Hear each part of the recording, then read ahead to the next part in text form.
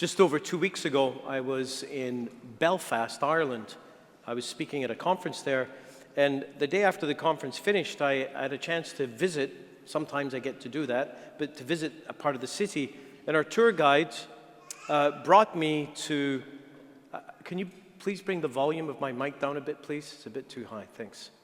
Brought me to an area of Belfast known as West Belfast, to an area where there's an area called the Falls Road and the Shankhill Road. And now, do those words mean anything to you? Have you heard of those names before? These are regions of Belfast that were basically the front line of very intense conflict for many, many years. And running down the middle of this area is what is known as the Peace Wall, this big, massive wall. It was the front line of violent clashes between two groups for almost 200 years, especially from 1969 to 1998. Here are some photographs that I took. You see the height of the wall. They're so high to stop people from throwing things over the walls. And you see the bottom right hand, there's the back of the house has a metal cage around it. And I asked our tour guide, I said, what is that for? And he said, in case people throw petrol bombs over the walls. So I was kind of shocked that that's still a thing, you know. These two groups, these opposing groups, have predominantly in the media been defined as being Catholics against Protestants. And there's some truth to that. But it's one dimension of the conflict. There's also political division. It's also Republicans and Loyalists, people who want all of Ireland to be a country and people who want Northern Ireland to continue to be a part of Britain, ruled from London. So there's political division. There's ethnic division between the descendants of Gaelic Irish natives who were uprooted from their land and Scots English settlers who came in and planted themselves in that area. There's division between an established ruling class and those who were ruled, those who were disenfranchised. So the division wasn't just religious, it was ethnic, political, economic as well. And these categories didn't overlap. I mean, they often did, but they weren't usually necessarily the same people, because life is usually a lot more complicated than a newspaper headline. We should beware of simple narratives. Now, the troubles that plague Northern Ireland are mostly gone, thanks be to God, but the scars remain. Emotional, physical, and spiritual scars.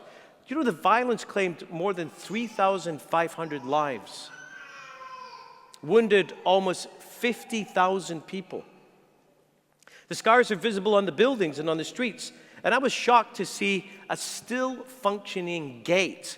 This gate between these two neighborhoods is closed at night.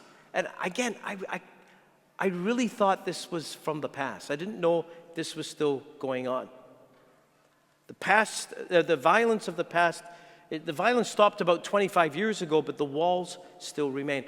And even this weekend, I'm very conscious of the fact that yesterday was, well, what was yesterday? Can anyone tell me what yesterday was?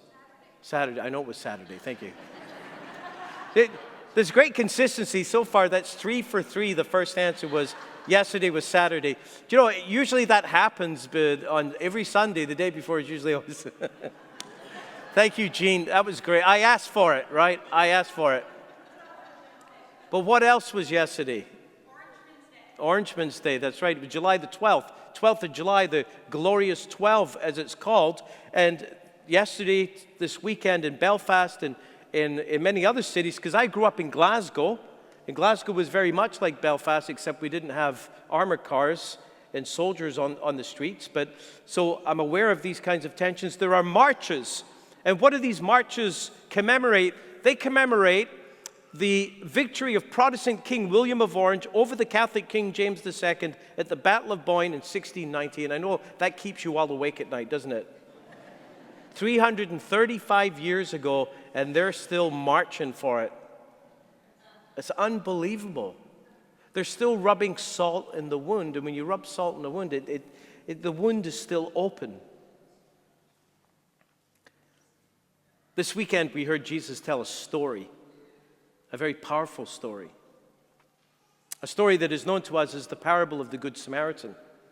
And he tells the story not to illustrate how we should be a neighbor to one another and to those in need, but primarily he tells the story to answer a question. The question asked by a lawyer. Leave it to the lawyer, right? Who is my neighbor? He wanted a definition. Who is my neighbor? You see, it's the parable of the Good Samaritan, not the parable of the good person. The parable is not about how to be a neighbor, but about who my neighbor is, and our tendency to define that in a narrow sense, perhaps even in a self-serving way.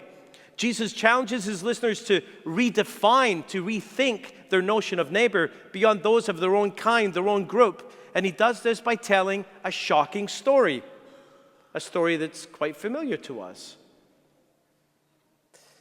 The difficult thing is, it's difficult for us to understand the meaning of this parable because even the word Samaritan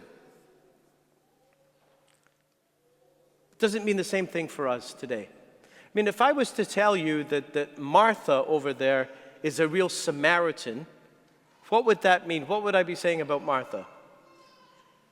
Come on, you know this. What would you be saying?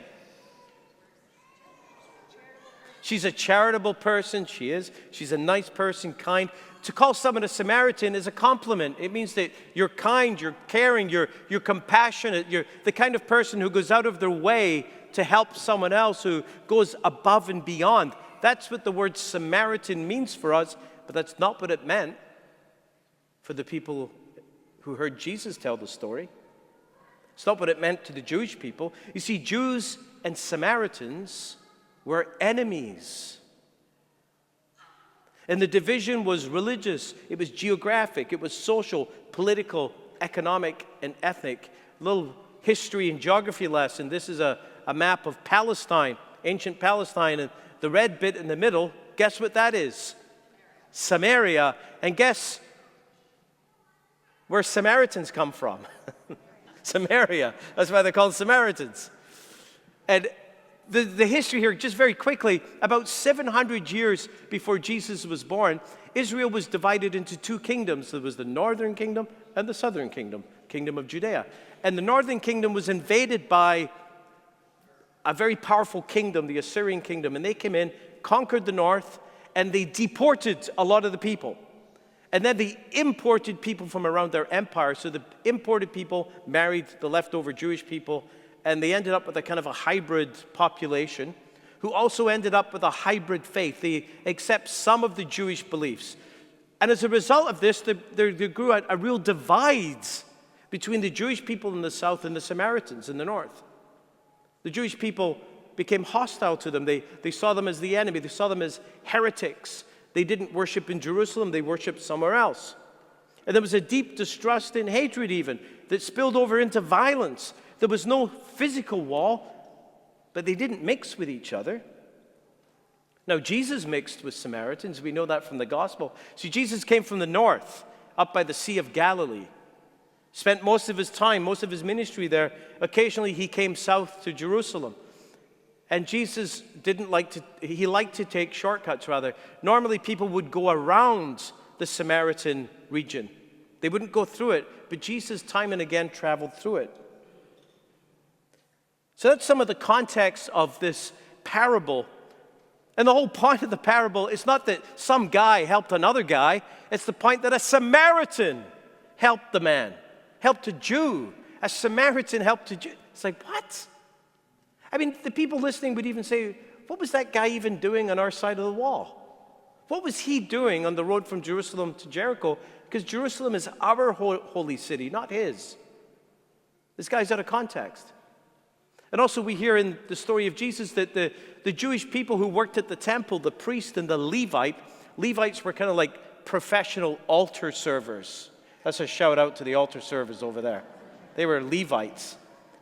They avoid the man because they don't want to be contaminated ritually, to become ritually impure, so they can't do their job anymore.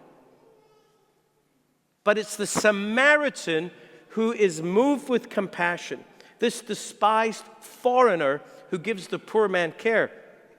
Now, in telling this parable, Jesus redefines the meaning of neighbor. It's not just our family, not just our tribe, not just those who share our beliefs and cultural practice, but it's everyone. Who is my neighbor? Everyone. Even those we may deem to be our natural enemies. Jesus smashes a hole in the wall of division that is so easily built in our own hearts. Jesus breaks down dividing walls. You may say, well, what about Northern Ireland then? Isn't that a religious conflict? I'm not sure how much Jesus has to do with that. You see, religious tribalism may build walls in the name of Jesus, but Jesus breaks them down, or because he is the Son of God. Jesus can tear down any wall that is built in human hearts, whether they be religious, cultural, geographic, economic, ethnic, or whatever other category we may use to define another person as being other than me, as being not my neighbor. And today, as throughout history, the world needs followers of Jesus to follow Jesus. The world needs followers of Jesus to follow Jesus. There's so much division in our world today, political, economic, social, religious. There are many who wish to reduce everyone to their particular tribes and declare that the only identity that matters is the group identity. And in spite of the painful lessons of the past, we keep repeating as humanity. We keep repeating the same mistakes. There seems to be no shortage of evil men, yes, mostly men, who want to build walls and divide and oppress. The world needs the witness of the followers of Jesus. But we can feel powerless and often hopeless and as the waves of terrible news wash over us every day. So what can we do? Well, I think we can begin by examining our own hearts. We need to ask ourselves, who am I tempted to define as those people in my own life? Who do I consciously or unconsciously define as the other, as not being my neighbor? And perhaps this week we can take this question to prayer, because it might not be immediately obvious what the answer to that question is. We need to ask God to enlighten us, to help us look into our hearts, to search our hearts, and to see if there are any walls that need to be broken down in our own hearts. And then we need to ask God to change our hearts. You see, that's what Jesus likes to do. He likes to change hearts. You know, Jesus is the divine cardiologist. He's the divine cardiologist. You know, his specialty is, cardiosclerosis. Do you know what that is? It's a medical condition called the hardening of the heart. That's Jesus' specialty. He takes hard hearts and makes them soft. He can even take broken hearts and make them whole. And he can take old hearts and make them new. He's the divine cardiologist. That is the solution. So let's ask for illumination so that we can see, and for forgiveness so that we can be free. Now, perhaps you may be saying, well, I don't have any bias in my heart. I don't harbor any tribalism in my heart personally. And if that's true, praise God. That's wonderful. But here's my invitation to you. You still belong to a group, a tribe, whatever. And if not for your own sake, at least for the sake of the kingdom, reach out to someone who might be part of another group, to another member of a community, and do some act of kindness to that person. Now, let's be clear that this doesn't mean we have to capitulate to injustice. It doesn't mean that we have to profess a creed we don't believe or accept a false ideology. And we need to be wise here, because there are many false ideas and dangerous philosophies going around. Ideas about the world, about human nature, that are contrary to our own Christian understanding. And there is definitely a time and a place to name the falsehoods. But we must carefully distinguish these ideas. I almost went off the end there. Did you see that? He's gone off the deep end now. There you go. Whew. But we must carefully distinguish these ideas from the people who may hold them. See, we can be against ideas, we can be against actions, but never against people. Who is my neighbor? The lawyer asked. No matter what causes our walls to be built, nationality, ethnicity, religion, politics, economics, group identity, or even if you're a Toronto Maple Leafs fan or a Montreal Canadiens fan, you know? Oh, come on. I had to try hard to get a joke into this homily. Show some mercy, please. It's the parable of the Good Samaritan. No matter what causes our walls to be built, Jesus can break down the wall and reveal to us that it's our neighbor standing on the other side. The Troubles, as they were called, mostly came to an end in Northern Ireland with the Good Friday Peace Accord in 1998. And that's no small detail. Good Friday, the day that followers of Jesus remember his life given on the cross. And about that day, St. Paul said this: "For he, Jesus, he is our peace. In his flesh, he has made both groups into one and has broken down the dividing wall."